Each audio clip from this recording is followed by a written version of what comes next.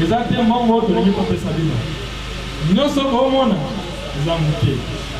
Bateau, nous sommes là. Nous représenter Kaka. Bateau, va passer la vie. Vous comprenez? Donc, vous allez vraiment sérieux. Comme vous datez.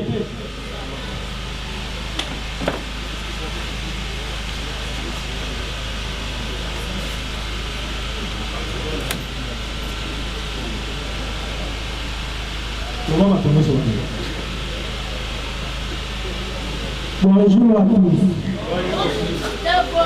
Let's regarder la solution pour les abonnements na boti na balabala mwana na mazokola na balabala mwasi na pe azache. Pour ça les aki ongala loba mwana. Merci. Merci beaucoup. Je vais le dire en privé. Pour parler avec eux, pour parler aussi entre nous. Misala ezali. Na musala on a ba o pesa bino. Otongi ko pesa bino. Ezali. Je vous annonce. Dans les 30 jours. Aujourd'hui nous sommes les 28. Juste dans 30 jours, nous allons lancer la construction du bâtiment. Avec une possibilité de le terminer dans 2 mois. Donc, dans 3 mois, nous allons les intéresser. Seulement avec votre accomplissement.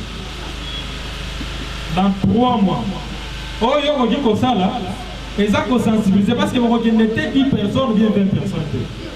Oyo pe balubi kuna ninge ko sala mabande o sala biso esala magane o sama yango ya linga lubaka bongo na ba ide na ndenga toyoki ba ide wana bon ba ide na ndenga bazui eza malamu ya malamu basali lango na ngolo ya nzambe ndenga bazui ba ide wana balungula biso na vie oyo eza bien que ma ça c'est les kaka tout va de risque tout tamula butu to luka mboko tumba pine to cause de moyiba ba teli ça si boeta ezui biso tanto boye biso inosa ezui biso omona yango albini nga bazui ide wana balongola biso na viko to asu na balabala te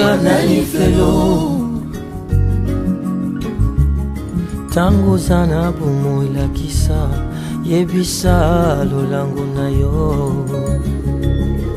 yebisa bango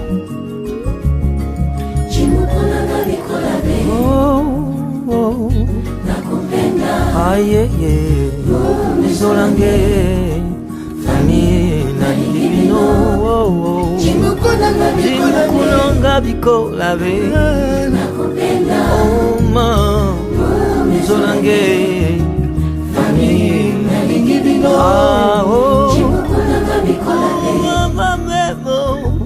nakupenda we mizolange fani alingibino chimukuna ngabikola be